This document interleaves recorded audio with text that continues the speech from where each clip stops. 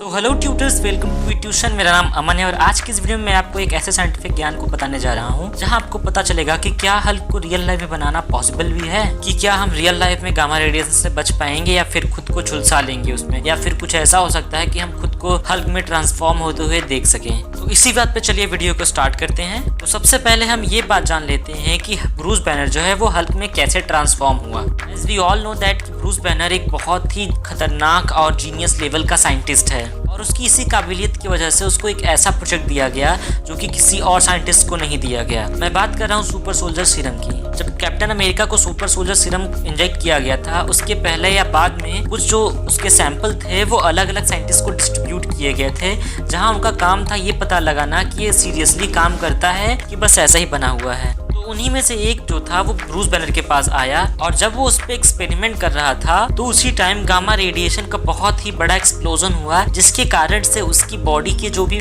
Molecules थे वो अलग अलग बिखर के और वापस से जुड़ गए, जिसकी वजह से हुआ ये कि उसकी बॉडी में कुछ म्यूटेशन आ गया या कुछ हो गया, जिसकी वजह से वो खुद को हल्क में ट्रांसफॉर्म कर लेता था। जहाँ तक मैंने रिसर्च की है, मुझे अभी तक इसके मेनली 2 रीजन समझ में आए हैं। तो पहला रीजन ये हो सकता है कि ब्रूस बैनर जब छोटा था तो उसके फादर उसको बहुत ही ज्यादा प्रताड़ित करते थे। तो बेसिकली कुछ ऐसा हुआ होगा कि जब ब्रूस बैनर के फादर उसको मारते थे तो उसके अंदर एक अलग सी पर्सनालिटी डेवलप्ड हो गई जो उसको डिफेंड करती थी कि ठीक है ना, बाप है तो कुछ भी कैसे ऐसे मार देगा मुझको। उसकी जो दूसरी पर्सनालिटी थी वो उसको डिफेंड करती थी हर मामले में। तो उसके अंदर ये जो दूसरी पर्सनालिटी डेवलप हुई उसको कहते हैं डिसोसिएटिव आइडेंटिकल डिसऑर्डर, जो हमको भूल भुलैया में देखने को मिलता है। बेसिकली इस डिसऑर्डर में ये होता है कि जो भी व्यक्ति इससे ग्रसित होता है वो अपने दिमाग में एक दूसरी पर्सनालिटी को डेवलप कर लेता है, जैसा कि भूल भुलैया के अवनी के साथ हुआ। अवनी के बचपन का जो ट्रॉमा था वो कभी खत्म नहीं हुआ, वो कहीं ना कहीं उसके जहन में रह गया और वो फ्यूचर में आके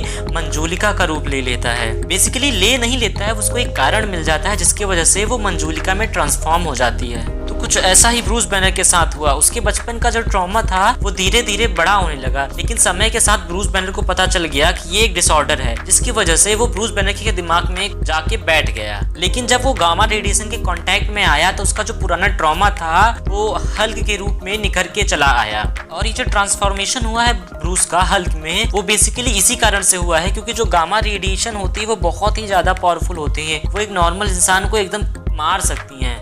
कि वो सुपर सोल्जर सीरम के साथ एक्सपेरिमेंट कर रहा था, जिसकी वजह से उसकी कुछ पावर जो है वो हल्क के अंदर जाती हैं और उसके जो मॉलिक्यूल्स होते हैं, उसके जो बॉडी के इलेक्ट्रॉन वगैरह होते हैं, उनमें चेंजेस करके उसको म्यूटेट कर देते हैं, जिसकी वजह से उसका जो बॉडी का मसल्स है वो बहुत ही ज्यादा ग्रो होने लगा है और जिसकी वजह से वो खुद को हल्क में ट्रांसफॉर्म कर लेता है। जिसकी वजह से जो हल्क का वो ट्रॉमा था वो रियल लाइफ में ट्रांसफॉर्म होने लगा, वो रियल लाइफ में बन के चला आया और वो बहुत ही ज्यादा डोमिनेटिंग था, वो ब्रूस बैनर को दबा देता था। हमने थॉर रैग्नारॉक में देखा था कि हल्क जो है वो ब्रूस बैनर को करीब 3 साल तक दबा के रखता था। तो दूसरा रीजन ये हो सकता है कि जो गामा रेडिएशन होती है वो बहुत ही ज्यादा पावरफुल होती है, जिसके कारण से वो जब ह्यूमन मॉलिक्यूल्स में एंटर हुआ तो उसकी एनर्जी जो है वो इलेक्ट्रॉन्स के उसके ऑर्बिट से बाहर कर देती हैं, जिसकी वजह से उसके अंदर बायोलॉजिकल ट्रांसफॉर्मेशन होने लगा, जिसकी वजह से उसके बॉडी के जो ब्लड के पिगमेंट्स है वो खुद को चेंज करने लगे और वो जो रेड से वो ग्रीन ट्रांसफॉर्म होने लगा, जिसकी वजह से जो ब्रूस बैनर के बॉडी का कलर रेड था वो ग्रीन में ट्रांसफॉर्म होने लगा। लेकिन स्टैनफोर्ड यूनिवर्सिटी के साइंटिस्ट का ये भी कहना है कि उसके बॉडी का कलर बस चेंज हो सकता है, लेकिन उसके अंदर की स्ट्रेंथ जो है वो आना बहुत ही ज्यादा